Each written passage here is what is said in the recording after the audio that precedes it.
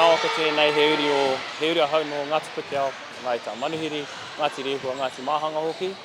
I tiku ake au ki Rotorua, whānau mai kau ki Rotorua, tiku ake ki Kirikiri Roa, engari kei Rotorua I nānei, mātou e noho ana. We've been coming for ages, like way too long. To the point where I actually coached against Mel Young.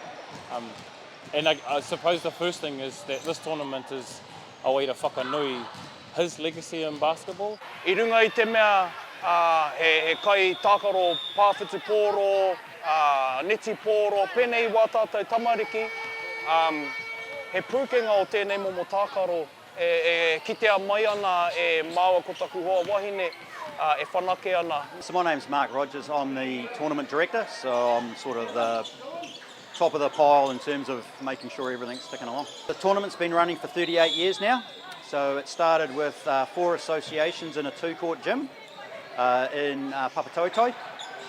It's now grown, we've got 11 associations here with 125 teams.